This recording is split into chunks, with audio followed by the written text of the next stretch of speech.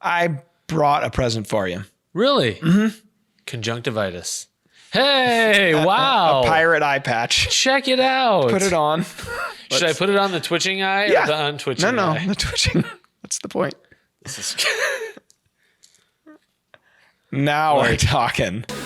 This segment of DoD TV is brought to you by Leupold, American to the core.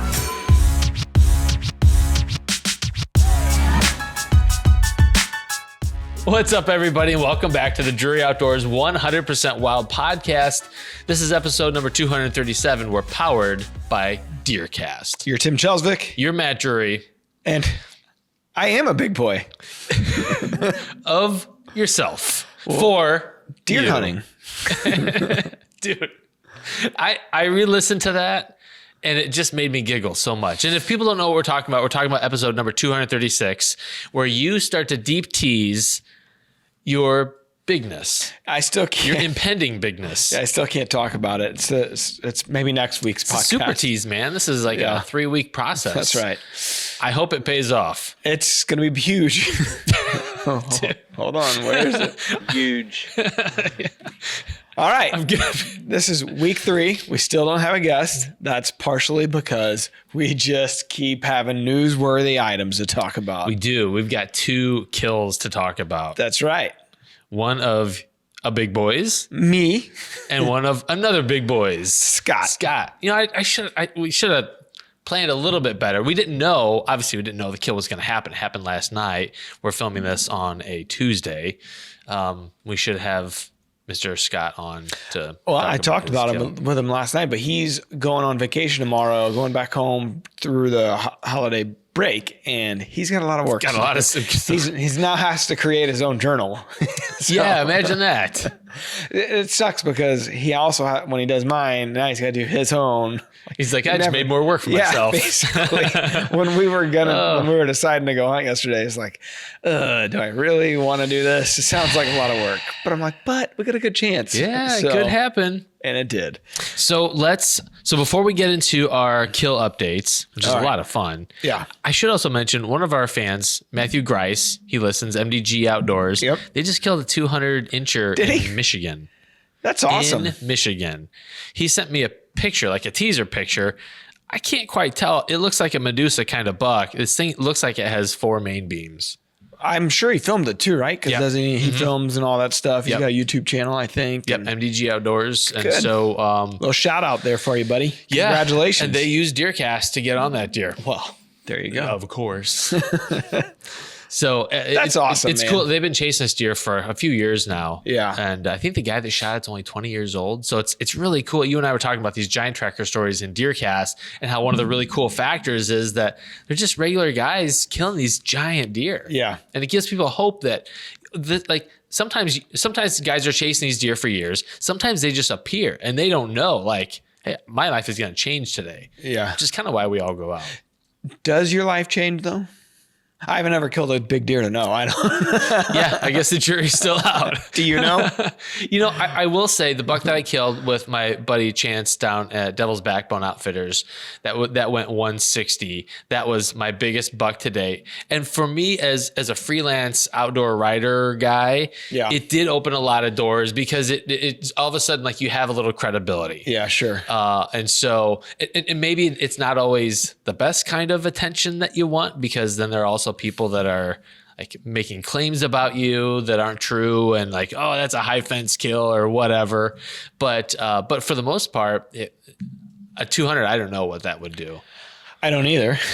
And I know that I always wanted to kill a gross boon, a boon and crockett deer. When I did that, basically, I mean, everybody's happy for you. I picked up like 5,000 followers. Jeez. I'm not even lying. Like, it was amazing what big deer, I'm like, oh, this is what it must be. Not had that feeling since, but it's more of a pat on your own back, honestly. Sure. And, people are happy for you, but that fades quickly. You know what I mean? It really doesn't mean anything. In the scheme of things, it doesn't mean anything unless you're like Lee Lakosky, Mark Drury, these guys that are Stan Pot, the guys that do it on a regular basis. And I'm sure there's a billion other people that, do it on a regular basis you never heard of. Mm-hmm. they are credibly big buck killers. Yes. Yeah. Because they have, I got lucky. right. They have a system that year after year, these guys are cranking out big kills.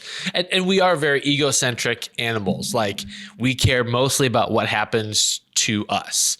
And so I've never noticed that with anybody that I've ever, especially in the hunting industry. It's hard, but it is a good, I think, exercise in growing up and maturing. Yeah. To learn how to be happy for other people. No doubt. Especially when you're having a bad season. That's good. That really puts a test on you. Yes. Because it is tough to be happy for anybody because you're just crabby.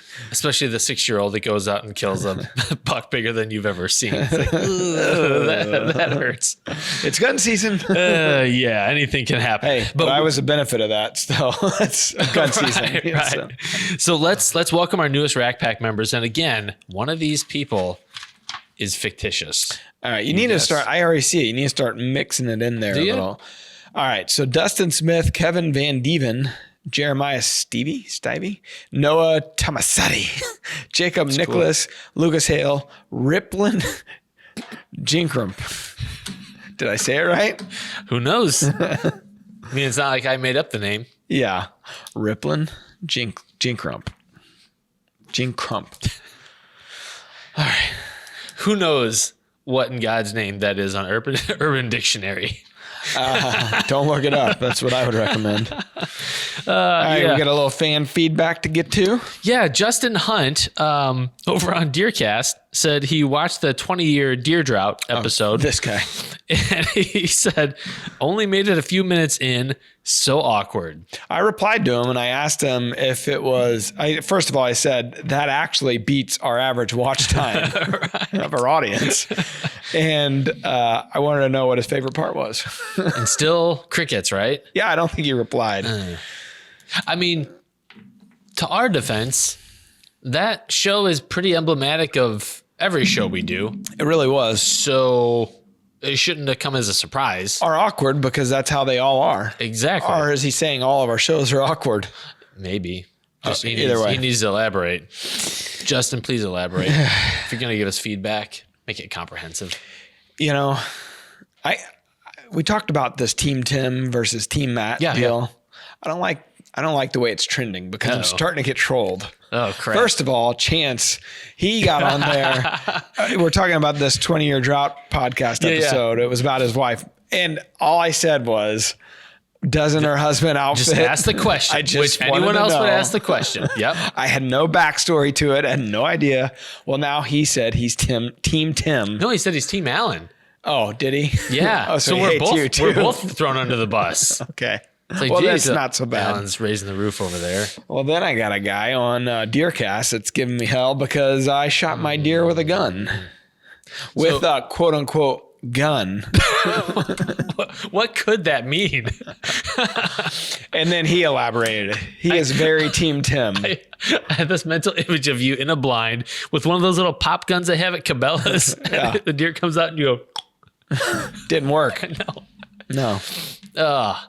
Yeah, I also cry too much. Really? That's what he elaborated. I will say, so hopefully this makes you feel a little better. Does this guy know you?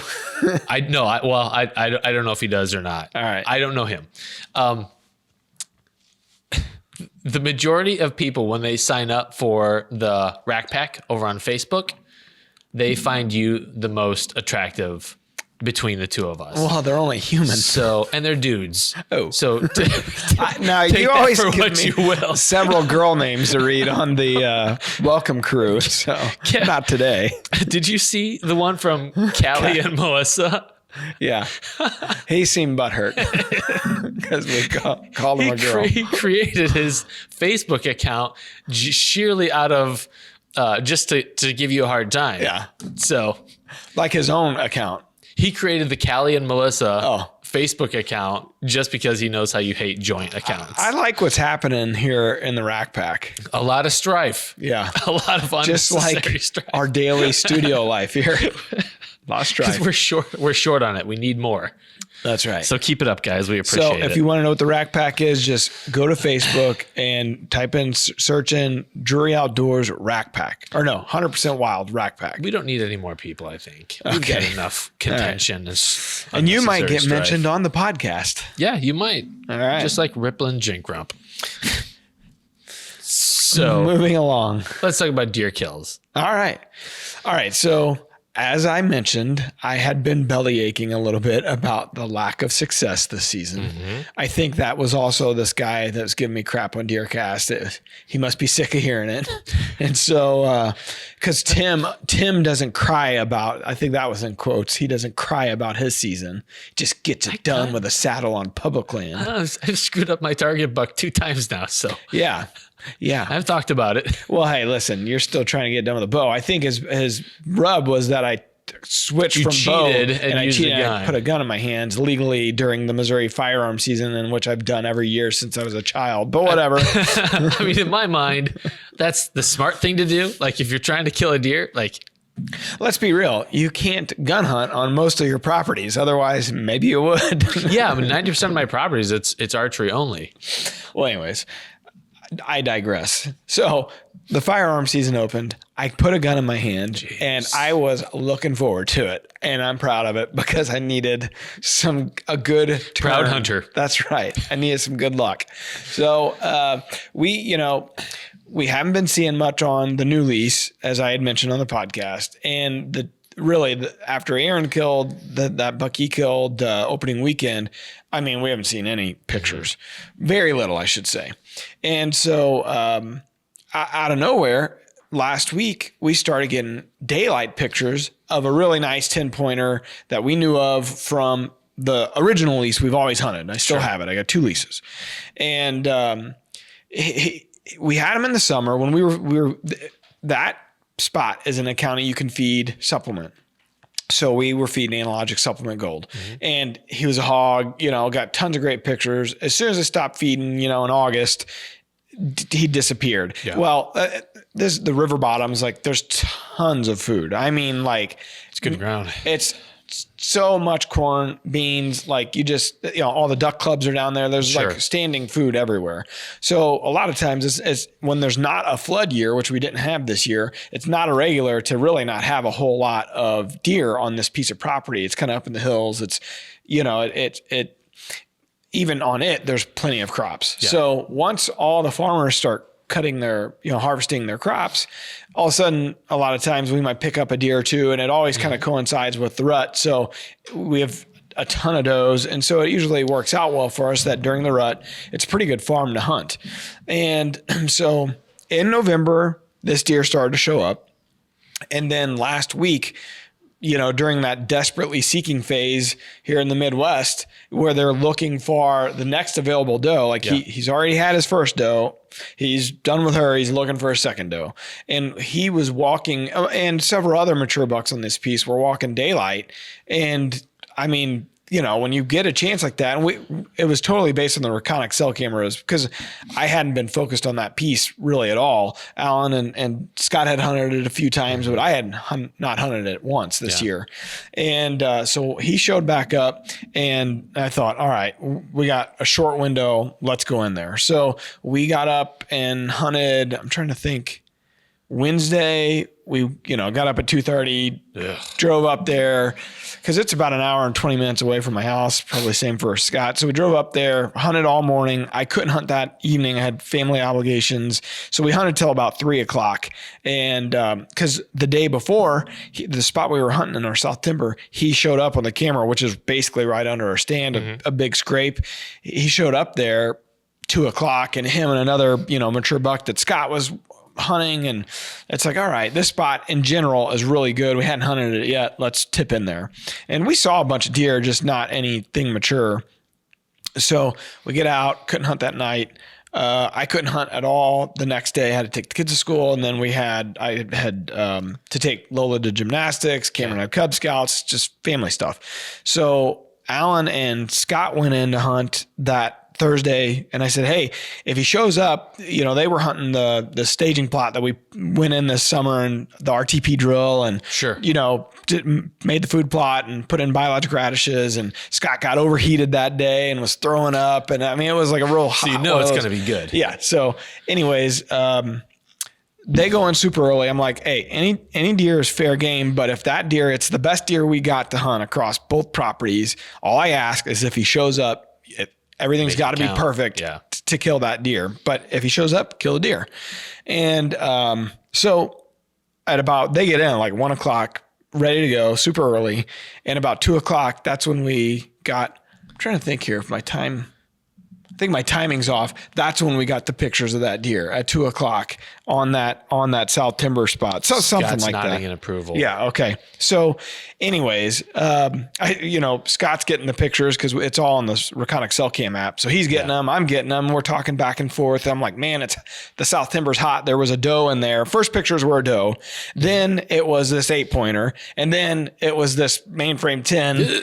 It's like, holy, and he's like, it's hot, and I think the general thought was like, well, shoot, we're there on the other side of the farm, but realistically, it's not that far away, a few hundred yards. Yeah. And I was like, you never know. Well, that was 2 o'clock. At 5 o'clock, he showed up in front of them briefly, like he popped out, dogging a doe into the food plot, and then he popped back into the timber, 50 yards probably. And it was all like this. Didn't even have a chance to get him on camera, and it's just one of those things, in and out real super quick. And so we didn't get any footage and they didn't get a chance to kill him. And so the next day, couldn't hunt that morning, took the kids to school. That evening, I'm like, all right, let's go back in there. And I was thinking, let's go back to that staging plot where they were sitting. But we look at DeerCast, and it's the first south after a bunch of norths, which Mark always talks about. He always likes for good movement. And with it, just that spot's that's not a good spot for a southeast wind, which is what we were supposed to have that night. Yeah. We need northerlies on that side of the farm. And so we go over to OnX Maps, and we're pouring over the property, and we're looking at our stands, and we're looking at our blinds, and we're like, all right, where could we hunt? Where's he been? Trying to figure out a game plan. And I was very negative about our chances because we were stuck hunting the south end of the farm, which we just aren't set up great for. And frankly, we've never had great luck because the way the terrain goes, our thermals kind of suck down into this bottom, and we always end up getting winded, or the deer are spooky. It just doesn't usually work out for us. Well, I don't know how long ago it was. It was pretty early in the season. Scott went in there and I had him move the blind off of the food plot. It's not even a quarter acre. It's probably a 1/10 of an acre. Mm-hmm. It's very tiny. It's biologic non-typical clover. Frost seeded it in February. And I said, you know what? Why don't we move the blind back off of the food? Because we had it ready for bow season. Let's move it back off of it and just let it sit. So it's probably 80 yards off the food plot. Okay. But my thinking is maybe with the right wind, we'll be able to cheat, that the thermals at the end of the afternoon dragging our scent down in there. Yeah. So we're sitting there. I mean, like I said, we didn't film much. Nothing was supposed to happen. Nothing was supposed to happen. And it's just, I think it was more of indicative of how our season had been going up to that point. And it was just, I think it was a good lesson for me to learn as, all right, it's easy to finally, let that creep into your mindset and start being negative. Mm-hmm. And it can just change on a dime, which is what I said in the DeerCast journal entry. It's like it could happen at any time. And so we're sitting there, and honestly, and I'm not lying, I wasn't going to go, but it was the last good DeerCast day for a couple days. We had a big warm up over the weekend. I'm like, man, this is our last chance. Mm-hmm. I'm dreading getting up at 2:30 in the morning for the next week, trying to capitalize, and let's just go. You never know. Let's just go. So we picked a spot, we go in, and I don't know, probably around 3:30 or so, Spike moves down on the very far. We got another food plot, maybe 200-300 yards away on that south end, popped out. And then maybe around 4, a doe, a couple fawns pop out on our food plot. And, we had scent crushed our gear, and we always practice even during gun season, we always practice a pretty good regimen for scent control. Yeah. So we had, our stuff scent crushed. Of course, we had just washed our clothes, so it's activated. The scent lock side's activated, the carbon and all that stuff.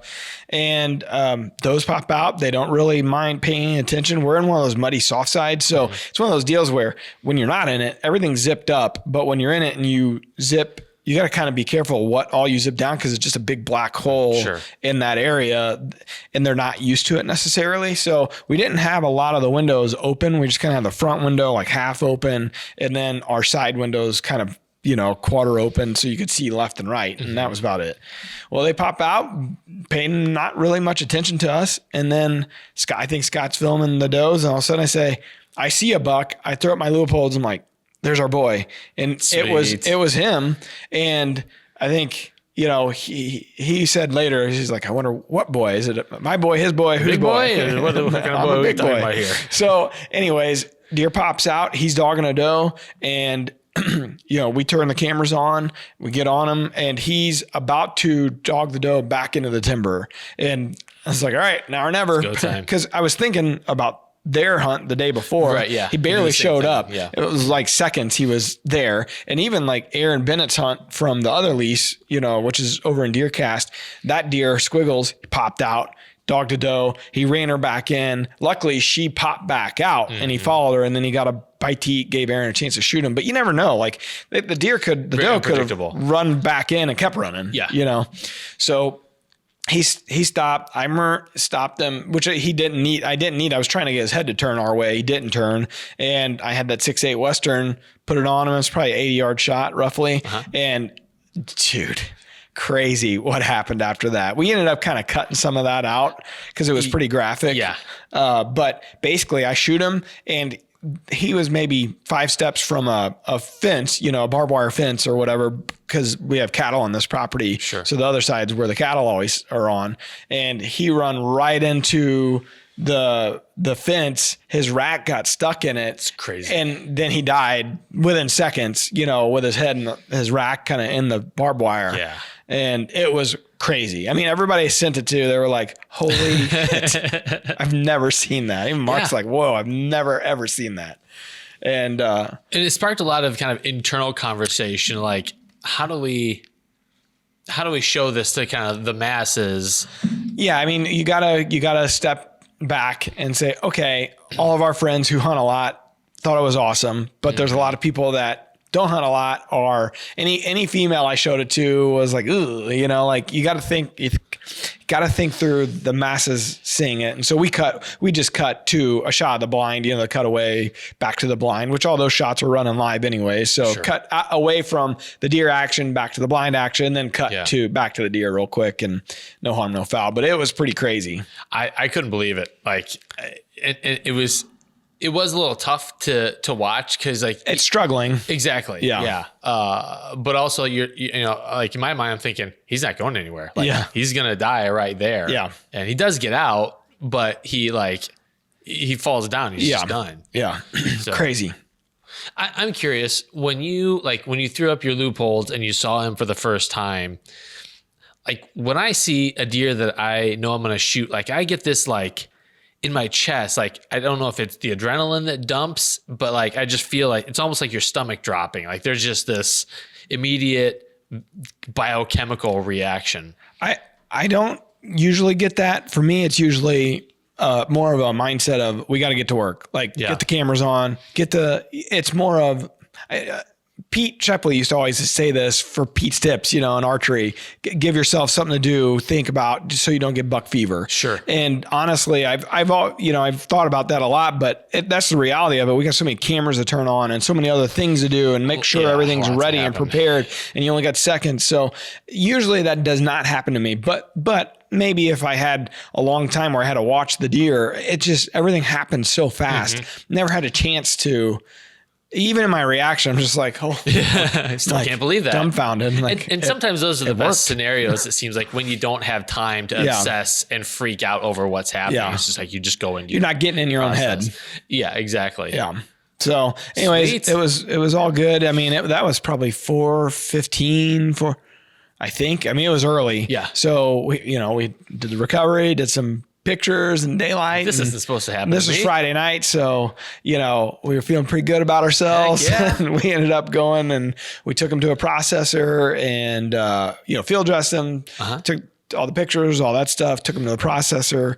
And then, we maybe stopped at a watering hole and had a cocktail. I would say that was apropos. After we went to Casey's and got a piece of Casey's pizza. You got to celebrate. Our celebration tradition. Yeah, you have to. Yeah. So it was fun. It was fun. More than anything, it brought fun back into Scott and I's life. Yes. It just totally changes your outlook on things. And honestly, that kind of started happening when we went up to deer camp at Dad's. Sure. Like just kind of being around other people and, it's not kind of a solo. No. And it wasn't as much of a job at that point as an enjoyment. It was more of what hunting should be about.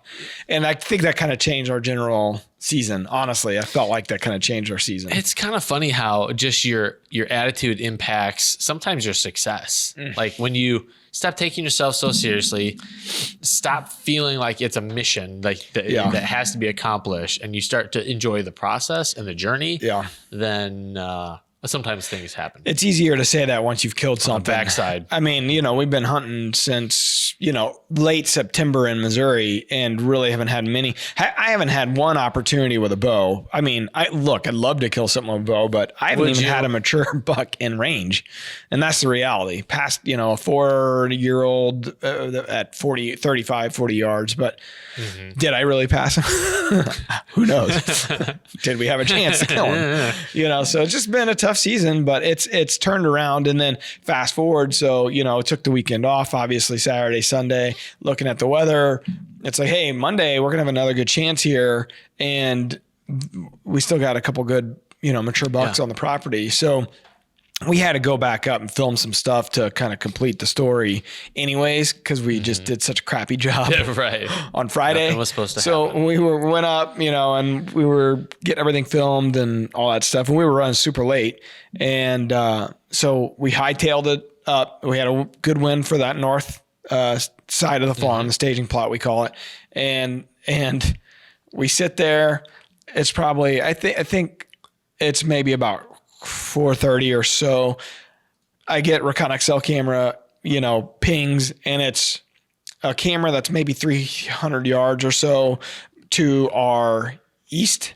And it's in the field, generally speaking, it's kind of in the field the bean field that we're in. Okay. And it's 6 does, which are more than, we're not hunting huge properties, and that's a lot of deer on our property. And well, crap, there's all the does. I go, there's a good chance we aren't going to see much here tonight. And reason why we're sitting there, we had cell camera pictures of this deer he's chasing, we call Scar, going into bed at 9 a.m. on the food plot on 2 different cameras. He walked past 2 different cameras, great pictures, him walking into the timber. And it's like, dude, if he, the Mark Drury call your shot, he should come back out of it's so late. I don't think he continued to walk around. I think he's going to bed. Yeah. He's going to get up, and we got a good chance of him popping out right here. I felt like it was going to be right at dark, but who knew? I didn't know. I just thought we had a good chance of seeing him.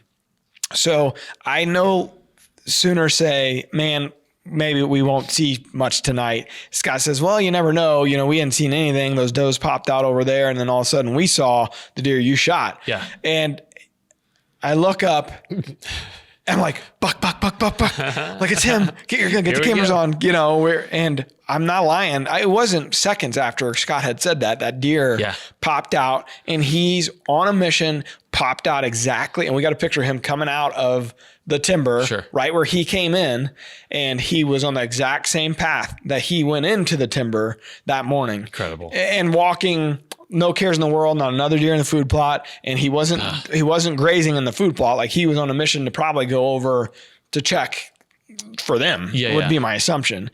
And Scott, he stops, and he looked our way, got on with the camera, and shot him, high shoulder. He ran, and he was shooting the 350 Legend.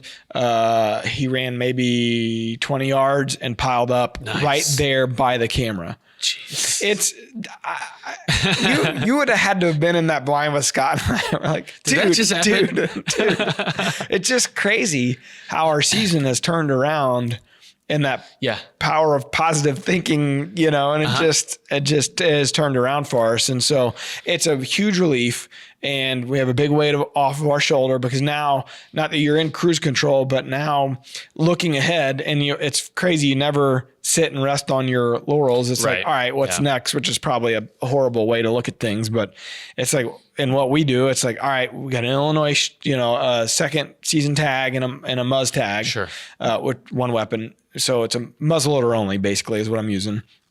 And then we both have our bow tags left in Missouri, and we have a ton of food over in Marthasville on that other lease. Yeah. So I'm very hopeful that things turn around for us there. And looking ahead, I'm just basically looking at the moon and saying, all right, if we get any snow on the ground or any cool temperatures, like cold temperatures around the next good moon phase, we better be over there, because anything can happen. Yeah. So it's nice. I mean, you got the benefit of time. Actually, now you have pretty much the rest of the season. Yeah. So I know we both cheated. We used a gun. Jeez. Scott's was in bow range, by the way. His was probably 40 yards. So he could have grabbed a bow. We just didn't have it.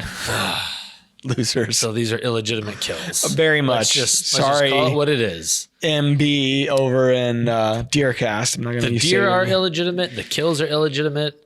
My life is illegitimate. Man, that was the next step. Yeah, we're so excited. We were so pumped. Yeah, you ought to be. I mean, you guys have worked your butts off. Biggest part of the story is it's on the food plot that, we put a ton of work into. Scott's done a ton of work. That's where he got overheated. It's a buck that he had shot last year and grazed over and just kind of nicked the top of his back. That's why I call him Scar.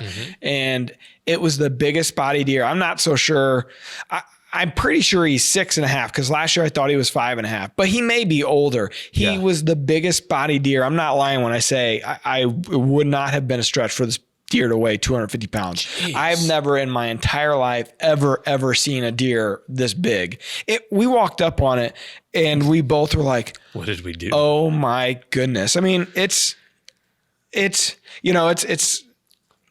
short tined, but he's really wide. I mean, he's close to probably 18.5, 19 inches wide, and he's got good mass all the way through. And what dwarfed him in the pictures, his body was so big, we underestimated his headgear because his body was so big. His head, I'm telling you, like the neck on him, it's bigger than, it's probably about the size of my waist. Like it was humongous. Like I can't understate how big this deer was. Overstate. Either way, I state it. He's a big boy. He's a big boy for himself. Does big boy things. He gets killed in the big boy plot. He's dead. Scar is no more. Anyway, so I was thrilled for Scott. Well, it's so awesome. Yeah, and it's cool to close that story because, Scott was broken up about that shot last year that just gave him a haircut and wanted to kind of seal the deal and finish that story with that deer. And I can't think of a better. Well, and Scott works his butt off. I mean, not only the filming side, but here at the studio, the work on the farms. I mean, all the help. I mean, nobody deserves it. Right. More than he does. So very thrilled that, that we could wrap our tag around another deer there on the property. And of course, the old lease, it's coming in clutch for us. So yeah. That's funny how it's kind of, I mean, Marthasville is crazy good, but like you go back to the old standard. Yeah. Took us 4 hunts to kill 2 bucks. So maybe there's something to vomiting in your food plots. He didn't vomit in the food plot. It was afterwards when we got back down to the truck. He saved it. Yeah. I can't throw up here. Wow. So you guys are both tagged up. Both big boys. 2 biggins. We cheated. We used guns. MB. Oh, just be nice. People, just be nice. We were talking about before the podcast, like, why does anybody care? I don't know why they care so much. Yeah. We put the work in. We put the effort in. We're going to start hunting again with bows. I really do think it's because you didn't do it the way that they prefer. I see. I didn't do it the way I prefer. I'd love to kill every deer with a bow. It's just not, and not to mention, we have 2 tags in Missouri. You could kill both of them with a bow, yes, I guess. But why not use both weapons if you could? And if I wouldn't have killed during the firearm season, guarantee I would have been hunting with a muzzleloader in the late season. Yep, trying to knock him down. Because now we're talking about, we neither one have tags for late season. We're going to have to figure out how to get it done with a bow in late season, and it becomes a lot more difficult. So, well, I've got the mission crossbow, and I keep forgetting I have it. And I'm like, oh, should I maybe use it? And not opposed, man. Yeah, it's fair game, and it's just like my own personal preference. I'm not gonna be crappy to someone for killing a deer with a crossbow if they choose to do that. I just don't get why people care. A lot of room. Apparently, people have big hearts, and they have a lot of room to care. That's a good way to put a positive spin on it. Big hearts. Yeah. So we've got a question of the day this week. That's a Ryan Kirby style drawing there. Drawing. I have myocarditis. Tim's twitching eye. I haven't noticed it twitching this podcast. Yeah. But a little bit. I brought a present for you. Really? Mm-hmm. Conjunctivitis. Hey, wow. A pirate eye patch. Check it out. Put it on. Should I put it on the twitching eye or the untwitching eye? No, the twitching. That's the point. This is Now we're talking. Anytime your eye starts twitching, we're gonna leave this pirate eye patch here. The only problem with it is that it hurts a lot. That's not my problem. It sounds like your problem. Hey everybody, I have no depth perception now. Check it out. It's a whole new world. Hold it. Let's take a picture. Yeah, do it quick because it really does not feel good. Oh, quit your belly aching. See, Tim cries. I'm smiling. Nah, got it. Well, that's great. Yep. So we're gonna leave it here. Is that like is that a real pirate eye patch? Yeah, I stole it off of One Eye Willie. Goonies reference, everybody. He's not being dirty. It's Goonies. This isn't Bill Clinton area One Eye Willie. This is it's a totally different. This is Goonie era. Goonies. What a great movie. The best. Yes. Truffle Shuffle. Nathan did not send in an audio clip, but Nathan, try to be better next time. Sent this over via the Rack Pack on Facebook. All right. So the question of the day is probably brought to you by Cold Steel, professional blades for real hunters. And because Scott and I are killers, we got to use our Cold Steel knives finally. Big boy's got them bloody, huh? That's right. Yes. Boom. Roosted is roasted. And bloody. All right. So Nathan says, so I live in Illinois and I'm hunting in Missouri this weekend for rifle season. I have a 3-hour drive. I get about 2.5 hours into my drive and realize I just forgot my scent crusher bag with all my camo in it. Yep. Turn around, go back home, get my bag, then go back on my journey. Get back on my journey. My 3-hour trip turned into almost a half day of driving. Brutal. Have you ever done something this dumb like I just did? Tim, take it away. Okay.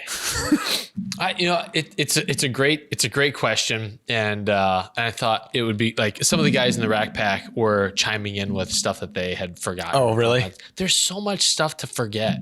There's so many things. Scott just did this last week, by the way. Oh yeah, yeah. The day him and Alan were going hunting, he forgot all his camo gear. That's right. Yeah, at home. So he got here to the studio, did a little work, had to drive all the way home, get his stuff, go to the farm. So it happens to the best of us. There was one day, I think it was last season, where I thought my timing is perfect. I got tons of time to get, I'm making good time, getting home, I'm gonna get to the stand, and it's gonna be great. Well, I get home, get my stuff, and I get halfway to my hunting location, and I realized my safety harness is still at the house. There's no way I'm going to hunt without that. Ditto. So I turned around. So what turned into like, oh, this is going to be perfect. Slide in at the right time. Ended up being like 45 minutes past that. And I'm hustling. I hate rushing. I don't like doing it because that's when you really make mistakes. Yeah. But that's probably been, I'm always afraid I'm going to, but back before I started shooting the permanent quiver, I was always afraid I was going to leave the quiver in the case and get to the stand and be like, oh, I got no arrows or something like that. But probably forgetting my harness is the worst thing I've I've done. I can't recall like a specific time, but I mean, there's been plenty of times where I forgot this one thing or that one thing. I've never forgot my camo or my weapon or something major like that. But I know that there's been times where there's been something I forgot. Accessories. Yeah. Snacks. Yeah. How'd you survive? Believe me, if you'd see me in the stand, like, I had just eaten one of those First Farm breakfast sausage protein sticks right before all this conversation happened. And I said, snacks for racks. That's the Lindsay Way kind of hashtag that they use all the time. And I am a big believer of it, and I do it every hunt. Tradition. Just because I'm a piggy. I got to have something. And honestly, like this season and this is no lie either, I have eaten more of those protein sticks and more of their First Farm bars, Level 1 bars, than I care to mention. I mean, like 2 or 3 a day every time we hunt. Yeah. So it's hard to not put on extra weight during deer season. I mean, it's not that hard until about Halloween on. And that's when like the candy and you know, then you're sitting more all day sits, and like that's when you can definitely fall off the wagon when Thanksgiving hits. And there's certainly all the like the holidays around it don't help. And I know like I sat out last Saturday from 6 a.m. to noon, and it was like the start was 25 degrees in a tree stand, and it was windy, and I feel like I burn more calories sitting there trying to stay warm. Well, you are. I mean, this is true. I'm pretty sure that you are burning more calories trying to keep your body trying to keep yourself warm, right? It's true, but not to the extent that people like, it's not that many more calories. It doesn't. That's what happened to Aaron Bennett then, because he always would come back in and eat a pile of spaghetti and be like, man, I burned all those carbs in the stand. Yeah. Cause your body, like your metabolism slows down. So you're not burning as much extra fuel as you think you are to stay warm. I see. And, but when I come home, I usually overcompensate, and I have been like putting soup in my trigger action mug here. That's what she said. It's true.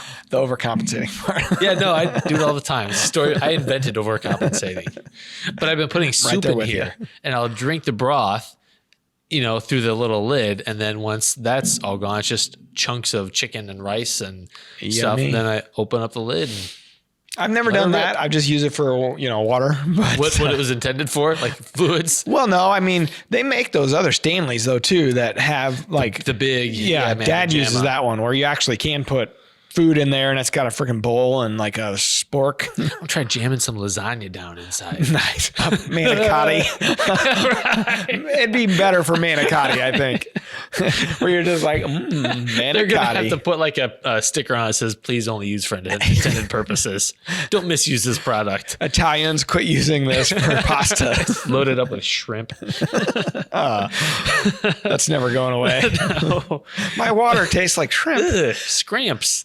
My water tastes like shrimp. I bent my Wookiee. What? All right. The wildlife word. It's brought to you by the Stanley Sportsman series of insulated mugs. I didn't even know that. The perfect gift for the outdoorsman in your life. Hey, Christmas is coming up, man. This is like a stocking stuffer. Heck and they yes. have them at Bass Pro and Cabela's. Like Scott sent me a picture the other day. He was over there and they had a huge display. What was he doing at Bass Pro?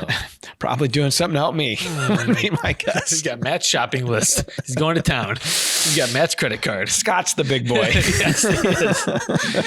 Okay, so we're going to get a little chemical here. Scott! I should have used that way more in this podcast. Yeah, we can go back and post. Okay. Volatile organic compounds comprise this commonly referred to aspect of hunting. So it's kind of a strangely worded question. I'll say it again. Volatile organic compounds Sounds comprise, it is, this commonly referred to aspect of hunting. Is it A, blood trails turning from red to brown? B, the regurgitated material a whitetail rechews? C, scent? Or D, old yellowed squirrel teeth? I'm going with D. I'd like to make a necklace out of that. I'm going with A. Blood trails turning from red to brown. That's more of an oxidation deal. It's volatile organic compounds are actually what comprises scent. This podcast is BS. We should quit. You tricked me, Tim. You. Dirty dog. I haven't gotten one of these wrong in a while. Well, it's usually about you time. throw in enough like really bad choices so it makes it more obvious. In the future, I would like more of those like multiple choice. Did you ever complain to your teachers in school? That test was a little too hard. Like I would have had to study for that. And who wants to do that? Who's got time to study? Yeah, I mean, you got stuff to do. You think about scent and like what scent actually is, and it's like when compounds gasify, like they turn into a gaseous state, and their particles are like the molecules of whatever it is are on the wind. And I was doing a little research, and you mentioned, is this sexual? It kind of is for deer because I knew that. During the rut, there are different volatile organic compounds in doe urine that gasify, turn into scent. They're on the air, and that's what bucks use to locate them. Well, that's a different body function, but that is gasification. You say gasify. Yep, 100%. And someone broke down the number of volatile organic compounds that are gasifying off of a human from like their skin, their mouth, like for every place that scent can come from, and it's in the thousands. Yeah, that was the big thing, like in the 2000s when scent control companies, like it was Scent Blocker and ScentLock were kind of head to head, and they were the major two players in this world of apparel, and they were all using that carbon technology. That was a big thing, is how much you shed. It's crazy. Yeah. And when you think about a whitetail whose like whole head is pretty much designed to pick up odors and scents, you're like, oh boy, I mean, we're giving off thousands of calling cards like, hey, here I am. And you're just shedding your way into your stand. Yeah. Gasifying your way to the to your hunting grounds. But that's kind of like the science behind the activated charcoal is like it grabs onto those gasified molecules and cuts your scent profile. I need more charcoal. Let me tell you. A bag of Kingsford. So those are volatile organic compounds. There you go, VOCs, wildlife word. Hey, the more you know. We need that sound effect. NBC's gonna nail us for we that. We need that. The rainbow. There you go. You just keep doing it. Anytime I say it's pretty much the same thing. Soundbite. The more you do. There you go. With an eye patch. Even better. All right. So episode number 238, that's coming next week. Yeah, I'm going to try like heck to get a guest for this podcast. I mean, do we need a guest? If we kill something, no. That, and you will officially be a big boy next week. Oh, that's right. Well, what day is the 30th? Is it our podcast day? That's too far out in advance. Well, we'll figure it out. Yeah. Who knows what dates fall on? It's unknowable information. Who has a calendar on their phone? Who knows? Not us. Everyone. Okay. All right. Well, congratulations to you. Congratulations to Scott. And here's hoping we keep on killing for the rest of the season here. Here's to us. Let's grind it out and finish big. Heck yes. Be big boys. Let's all be big boys. All right. Until next time. See ya. Peace out. Temperatures are going to be dropping. Perfect conditions for the skinny field. Got to focus on those afternoon hunts. Northwest Tree Stand, 5 p.m. It's the easiest decision you'll make this season. Get ahead of your game with DeerCast. So there you go, Tim. You think Cameron would mind if I just kept that eye patch? No. In fact, Lola found it. Hold on. We were yesterday getting ready to go to school, and Lola found it in like her cup holder or whatever, and her car seat. And she's like, "Cam, I found your eye patch." And I was like, "Give it to me." I need that. Daddy needs that. It's for work. I know. That's what I said. I said, "I'm taking that. Do you care?" He's like, "No." I'm like, it's never coming back. Why would a grown man need an eye patch? But why not?